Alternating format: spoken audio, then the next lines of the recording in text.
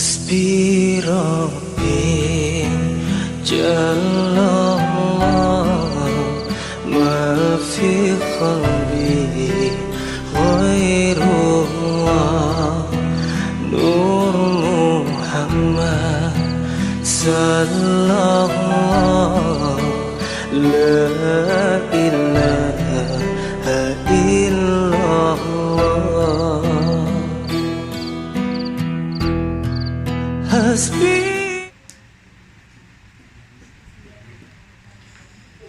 استغفر الله العظيم استغفر الله العظيم استغفر الله العظيم الذي لا إله إلا هو الحي القيوم وأتوب إليه. الفاتحة بنية التعلم والتعليم وتذكر والتذكير والنفع والانتفاع إلى أرواح والدينا ووالديكم وأماتنا وأماتكم وأمات المسلمين، عما خصوصا إلى معلم هذا الكتاب الحبيب الله بن محمد الحداد علي بن محمد بن يوسف الحبشي وجميع مشايخنا معلمينا ووالدينا ووالديكم وأمواتنا وأمواتكم وأمات المسلمين والمسلمات والمؤمنين والمؤمنات وإلى حضرة النبي محمد صلى الله عليه وآله وصحبه وسلم. الفاتحة. أعوذ بالله من الشيطان الرجيم. بسم الله الرحمن الرحيم. الحمد لله رب العالمين الرحمن الرحيم مالك يوم الدين. إياك نعبد وإياك نستعين اهدنا الصراط المستقيم صراط الذين أنعمت عليهم غير المغضوب عليهم ولا الضالين آمين. Bismillah, alhamdulillah, wassalatu wassalamu ala rasulillah Sayyidina Maulana Muhammadin ibn Abdullah wa ala alihi wa sahbihi wa man walah wa la hawla wa la quwata illa billah radiyallahu ankum wa qala radiyallahu ta'ala anhu wa ardah wa liyukim ala babi qalbihi hajiban minal muraqabati yamna'uha minad dukhuli ilayhi fa innaha in dakhalathu afsadathu wa ya'suru ba'da dhalika ikhrajuha minhu. Maka radhiyallahu ta'ala anhu wa ardhah. Bismillah. Kita manjatkan puji syukur kehadirat Allah Subhanahu wa taala. Pada hari ini siang Sabtu, seperti biasa kita dapat berhadir di majelis ta'lim Miftahul Jannah dalam keadaan sehat walafiat. Mudah-mudahan kita selalu diberikan kesehatan oleh Allah Subhanahu wa taala. Mudah-mudahan kita diberikan ilmu yang bermanfaat oleh Allah Subhanahu wa taala. Amin. Allahumma amin. Kemarin masih pembahasan daripada pentingnya seseorang itu menjaga hatinya. Kemudian ketika dia sudah berusaha menjaga hatinya daripada segala hal yang sudah diketahui daripada was-wasnya syaitan yang menggoda dalam hatinya, kemudian perkara-perkara yang bisa merusak daripada ibadah hatinya, kemudian daripada kekhawatiran daripada penyakit-penyakit yang bisa merusak daripada amal-amalnya, maka hendaklah ketika sudah dia mengetahui daripada was-was kemarin yang kita sebutkan, daripada iman yang diwaswasi sama syaitan, dari ibadah yang diwaswasi syaitan, dari kerusakan yang dengan riya, ujub, apa semuanya kita sudah mengetahui, maka hendaklah wal yukim ala babi qalbi hajiban. Ketika kita sudah tahu, maka kata Habib Dalal Haddad, maka hendaklah kita bikin pagar di dalam hatinya kita. Kita bikin tirai, kita bikin satir di dalam hatinya kita. Supaya apa? Supaya kada terganggu. Kalau kita misalkan rumah kita ingin tidak dimasuki maling, maka kita harus bikin pagar. Kalau perlu pagarnya yang tinggi, kalau perlu yang tinggi lagi, yang di atasnya tajam, ya. Tajam lagi, terus digembok, kasih gembok, kasih anjing lagi dalamnya, ya. Kadang kalau orang minta-minta aja udah takut masuknya. Subhanallah. Kita jaga hartanya kita jaga rumahnya kita jaga keamanan daripada diri kita. Ketika kita juga punya hati, kita jaga juga, kata Habibullah Haddad. Sudah tahu nih penyakit-penyakit hati ini, kita udah mengenalnya. Jangan sampai rusak hatinya kita, jangan sampai hilang hatinya kita, jangan sampai dicuri sama syaitan. Bagaimana? maka kita ya fal yugim ala babigal bihajiban. Kita harus punya pagar. Kita harus bikin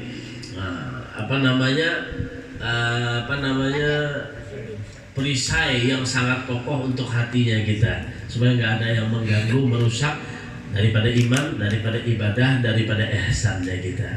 Nih, gembok itu ya lebih hebat lagi penjagaannya kita daripada kita menjaga yang zahir. Kita punya HP kadang ya di password ya. Passwordnya macam-macam, ada yang panjang, ada yang diputar-putar ya, supaya apa? Supaya nggak dilihat sama yang lain, supaya nggak diotak-atik sama yang lain. Kadang istrinya aja mau buka nggak boleh. Nah, kita jaga hati ya begitu, jangan sampai ada orang-orang yang bisa menyebabkan hatinya kita lemah. Jadi hadirat, makanya perlu nanti dihajarkan hadat bagaimana supaya hatinya kita ini selalu baik, selalu kuat ya. Mencari vitamin dalam hatinya kita itu bagaimana? Nah, di antaranya vitamin hati kita tuh hadir majelis taklim. Nah, itu vitamin dalam hatinya kita. Ibarat kita tuh kurang sehat, kalau minum vitamin maka akan sehat. Begitu juga nanti membaca wirid yang istiqamah. Nah, itu menumbuhkan di dalam hatinya kita yang artinya belum ada lampunya, dia akan menjadi penerang. Ketika kita sudah rutin baca wirid, lalu yang lainnya menjalar nantinya. Wirid yang bagaimana? Ya wirid yang terserah, yang gampang untuk kita amalkan ya, sholawat misalkan, atau baca ratib atau yang lainnya. Yang penting kita punya pagar. Kita pagari tadi dengan apa memagarinya? Kata Abdul Haddad, minal muraqabati, daripada muraqabah. Pagar terbaiknya hati adalah muraqabah, yaitu dengan maqamul ihsan, yaitu dengan yang disebutkan oleh Nabi Muhammad SAW, anta'budallah ka'annaka tarah, fa illam takun tarah fa innahu yarak. Nah, itu pagarnya yang paling baik dalam hatinya kita. Anta'budallah ka'annaka tarah, kata Rasulullah. Kalian beribadah kepada Allah, kalian menyembah kepada Allah, ka'annaka tarahu, seakan-akan kalian melihat kepada Allah. Kayak apa kalau kita beribadah dilihati sama Allah? Seakan-akan kita menyembah, selalu diawasi, selalu dilihat sama Allah. Kita kalau diawasi sama manusia aja, sama pengawasnya, kadang bisa bekerja, membantu misalkan ya di rumah. Sepalih bang ini ya lah. Kalau sudah majikannya melihati atau ada ketika dia nyapu, wah nyapunya bersih. Nah kalau udah ditinggal, kadang seadanya, belum datang juga lagi. Anak kita misalkan di rumah ya, abahnya keras misalkan dia, pokoknya harus pulang itu harus tidur. Harus tidur, pulang sekolah harus tidur, harus belajar, dilihati sama abahnya. Dilihati sama abahnya, wah baca buku dia, belajar dia. Abahnya keluar dari rumah, nyari HP dia. Ya, kadang kalau diawasi, maka dia akan menjadi orang yang rajin. Kita nih perlu kayaknya diawasi terus. Nah, padahal yang sebenar-benarnya pengawas, yang sebenar-benarnya maha melihat, maha mendengar, maha mengetahui, itu adalah Allah. Ini pagar terbaik hatinya kita adalah muraqabah, merasa terus diawas-awasi oleh Allah. Jadi beribadah itu khusyuk. Seandainya mau menggawi maksiat itu dia tahu, walaupun yang lain kada melihat, walaupun yang lain kada peduli, cuma Allah maha melihat dan maha peduli. Maka bagi dia itu cepat baginya untuk meninggalkan kemaksiatan, dan dia akan selalu khusyuk di dalam ibadah. Kenapa? Selalu merasa diawas-awasi sama Allah. Fa in lam takun tarah fa innahu yarak. Ajar Nabi, seandainya pun kalian tidak bisa melihat kepada Allah, fa innahu yaraka, ketahuilah Allah yang maha melihat dan maha memperhatikan kepada kamu semuanya. Nah, kita kalau beribadah langsung di hadapan kita Allah, kira-kira khusyuk mana? Atau langsung ditunjukkan surga aja? Oh jangan surga, duit aja diandaki 20 juta. Nah, ikan bila sembahyang maghrib duit 20 juta. Wah, syaratnya khusyuk mah. Bacaan terbaiknya keluar, sholat terkhusyuknya keluar. Nah ini Allah Subhanahu Wa Taala memperhatikan sama kita. Ajar Nabi apa? Seandainya kamu pun tidak melihat kepada Allah, ketahuilah Allah maha melihat kepada kamu. Datang ke majelis, mak ulun hendak ke majelis baik kawadah guru di Sabilal. Turun mulai rumah, Masya Allah, bagus pakaian, lawan babinian kawannya. Sekalinya turun sampai di simpang 3, di muka simpang 4, ada nama nyambang lalakian. Jika mumpat lawan aku aja sudah hajar. Kenapa jadi bisa terjadi semacam itu? Akhirnya nggak datang ke majelis, jalan sana jalan sini. Kenapa? Karena tidak tertanam di dalam hatinya muraqabah. Nggak ada dalam hatinya itu merasa diawas-awasi sama Allah. Seandainya dia berpikir semacam ini, wah orang tuaku udah nggak tahu ya nggak apa-apa, guruku tidak tahu ya sudah nggak apa-apa. Orang dia nggak tahu, terjadinya apa? Selingkuh, terjadinya perkara-perkara maksiat. Kadang itu dia merasa aman dengan tidak diketahui oleh yang lain. Dan berdiamlah. Nah, nyaman dia berkumpulan malam-malam. Kadang laki-laki sama perempuan kumpul. Meminum yang haram, menengguk yang haram, mengisap yang haram, kumpul dalam satu kamar. Sudah baginya apa? Ada yang melarang, baginya kan ada sesuatu yang maksiat, sesuatu nikmat. Datang bubuhan polisi, belum Allah Ta'ala lagi nih, belum malaikat lagi yang datang, hanya polisi yang datang. Gerabak, dikacaklah di polisi, nangis. Pandirnya aja Bang, aku jadinya kada takutan masuk neraka, aku lebih memilih masuk neraka jadinya. Nyaman di neraka itu ya terkumpulan kena bubuhan artis, kawa mengulah acara kena jinya di neraka. Jadinya belum di neraka hanya dikacak polisi, nangis-nangis sudah, subhanallah. Nah ini manusia lancang. Dia kadang mengetahui dia itu sebagai seorang makhluk. Sakit gigi aja udah melihat laki aja kadang menyahuti yang kadang inggih. Pasnya sakit gigi, laki berpandang sedikit meramut moha, hanya sedikit diambil sakit gigi. Makanya pian bila hendak merasakan namanya kematian, ini semua kan bakal kita temukan nanti kematian semuanya, dan akan dipertanggungjawabkan di hadapan Allah. Bila pian hendak tahu sakitnya mati, ya kayak apa sakitnya mati itu? Bulik ini biar ambil tang, tahu tang lah. Nah, cabut gigi biar tuh. Sakitnya ada kira-kira. Sakit, apalagi nyawa, roh dipisahkan daripada badan. Ini seluruh badan kita, bukan gigi aja yang dicabut, seluruh badan kita yang asalnya bisa tangan bergerak, mulut bisa bicara, mata bisa melihat. Kalau sudah hilang dicabut rohnya, yang luar biasa beratnya.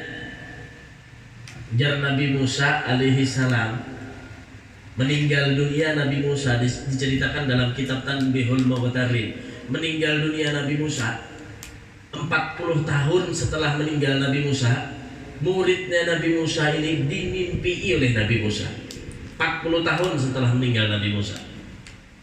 Ditanya sama muridnya dalam mimpi, wahai Nabi Musa, bagaimana sakitnya sakaratul maut ketika dicabut? Jar Nabi Musa apa? Aku sudah 40 tahun dicabut daripada rohku, dipisahkan dari badan.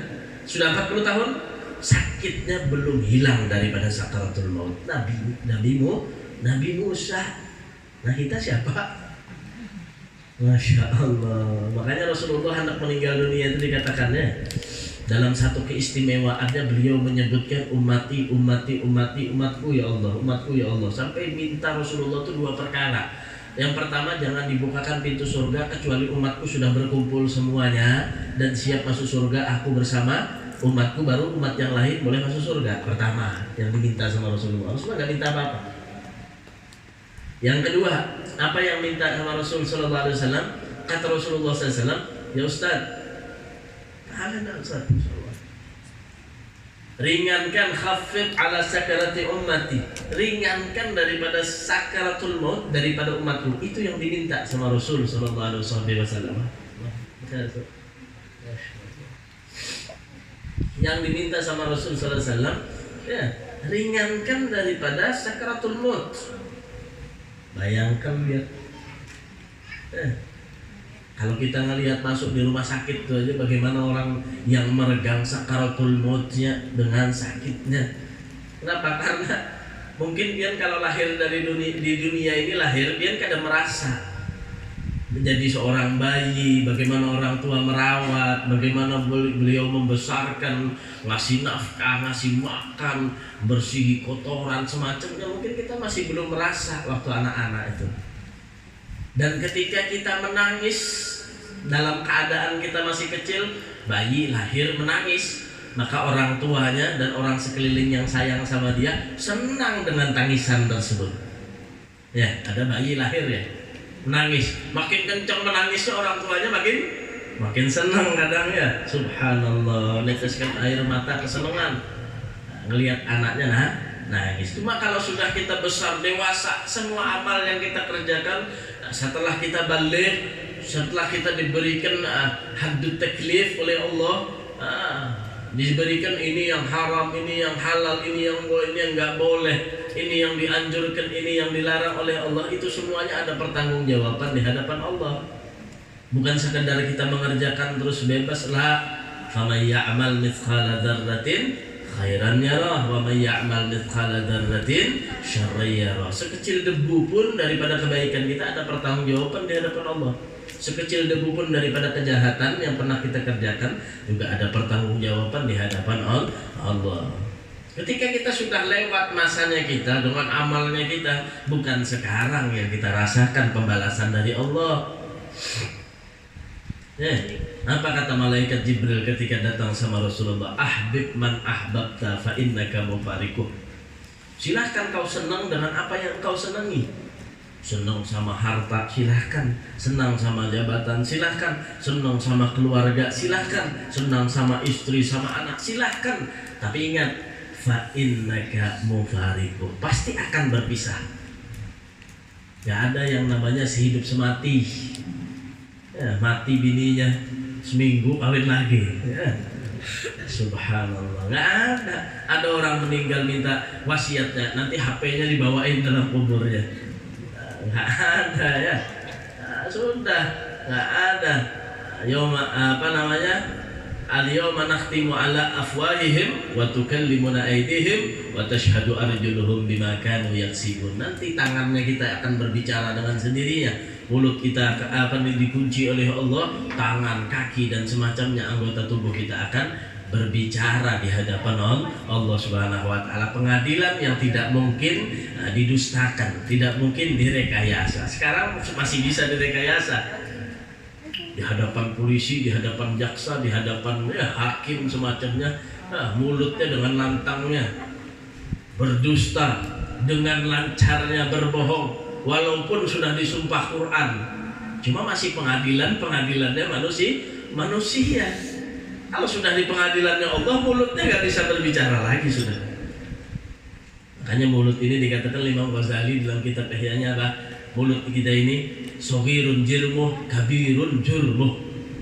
Mulut ini bentuknya sangat kecil, cuma madharatnya sangat besar.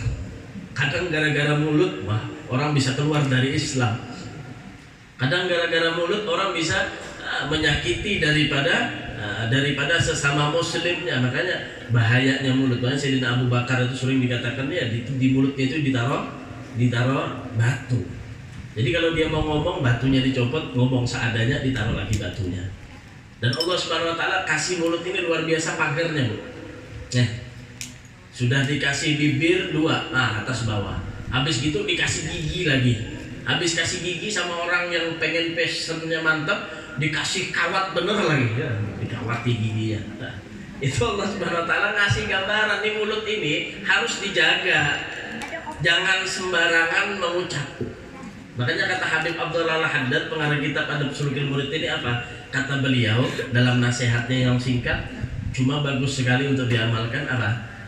Sidin, fakir summa kul. Berpikir dulu, hanya berbicara. Berpikir hanya berucap. Jangan berucap dulu, hanya berpikir. Itu jangan bapak masuk neraka tuh, jangan rame lagi di neraka. Nyaman berudahan acara atau kumpulan artis. Ditangkap dari polisi, nangis saja polisi yang menangkap dia lah. Nah, ini artinya jangan sampai kita mengucapkan kalimat-kalimat yang bahkan bisa mengeluarkan diri kita kadang terhadap Islam, mengurangi iman kita.